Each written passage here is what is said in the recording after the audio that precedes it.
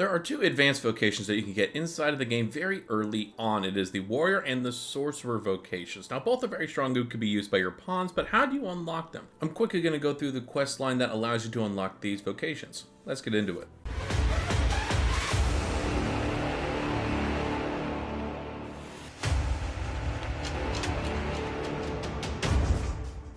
Now first thing is first, you have to progress the main quest line, which allows you to get to Vernworth very early on in the game. Obviously, it's the beginning of the game. Obviously, this is just going from Melve all the way down to Vernworth following one of the main trails. Once in Vernworth, you get to the Merchant Quarter, which is basically the center square, and right next to the center square, up a couple of bits of stairs, you're going to find the Vernworth Vocation Guild. This is where you're going to have to travel to first really take up this quest line to unlock these vocations. Once you get to this location, talk to Klaus, who is behind the counter, and simply go through the prompts to change your vocation. Now you'll see when you try to change your vocation to Warrior and Sorcerer, both of these are red, not allowing you to pick them. This is because they are not able to be picked, because Klaus will explain that they don't have the necessary weapons to allow you to go into either one of those vocations. He tells you that you need to provide your own weapons, but also comes up with the idea that you can go and save a shipment of these weapons from a bunch of goblins that are inside of a cave, though it doesn't tell you exactly which cave you have to go to. He does recommend you go and talk to somebody else in town though. This person is actually going to end up being the weaponsmith, who is very easy to find if you look at the mini-map. Now if you look at the Merchant Quarter, he is directly to the top left side of the actual quarter itself. Really not too far from the Vocation Guild and the inn in this area as well. But nonetheless, strike up a conversation with him and go through all the dialogue. Eventually he will tell you in this dialogue where you have to go to get this lost shipment of greatswords and archistaves. This particular location is going to be Trevo Mine, or Trevo Mine, however you want to pronounce it. This is a location that you need to get to, and it's going to be swarmed with a bunch of low-level goblins. Thankfully, Trevo Mine is really not too far from Vernworth in and of itself, just a little bit of a walk depending on what path you want to take. I personally, as you can see, took the top path, kind of going around the mountain, but you could definitely go south and use some of the more rugged roads that you come across in this area. Nonetheless, you just need to get to Trevo Mine however you see possible.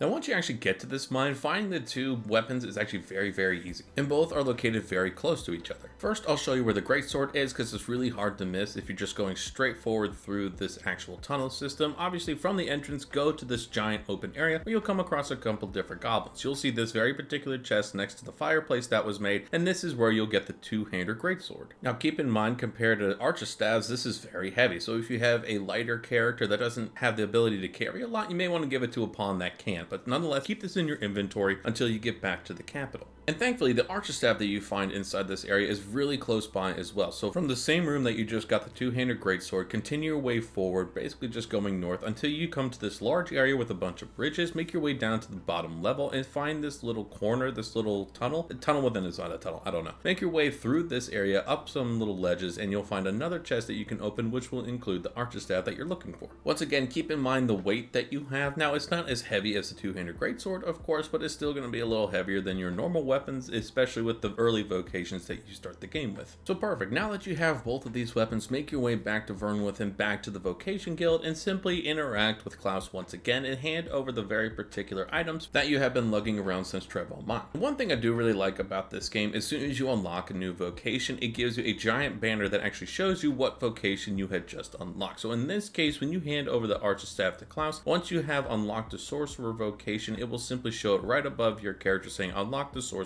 Vocation. And all you have to do, the same thing with Klaus, is give him the Great Sword and you will unlock the Warrior Vocation. Same way, very simple, and it's honestly super easy to get these very early on in the game. As you can see, I didn't have much of the map unlocked when I did these recordings, so you can easily get this done super early on in the game at a low level. It's also good to keep in mind that these two very particular vocations, these advanced vocations, are usable by your pawn. So personally, I turned one of my pawns into a warrior because I was using an archer class when I started the game, and it just made sense to me. But now that you have both of these unlocked, you can actually go and acquire them if you want to get the base set of armor and weapons very easily. And it's actually kind of nice. That way, if you decide to change over to one of these classes later, you'll be able to grab the weapons and armor from your storage. But as you can see, getting these two vocations unlocked is very easy, especially in the early game. So I hope you guys did find this helpful. If you did, make sure to hit the like and subscribe buttons. Let me know down in the comments if if you're going to use this for one of your pawns or if you're going to go to one of these vocations yourself. I know a lot of people are looking at Sorcerer as probably one of their main vocations they do. Again, I'm using the warrior class for my main pawn just to see what it's like combating against distance and having my pawn use the warrior to get up close and personal, opening a bunch of different spots for me to attack all the different enemies that charge at us, but still, let me know. I'll be covering all the other advanced vocations and how you can unlock them as we progress through the game, and I'll share it with you as soon as I possibly can get those videos edited. But with that, once again, I hope you guys did find this helpful. If you did, make sure to hit the like and subscribe buttons, and I will catch you on the next video.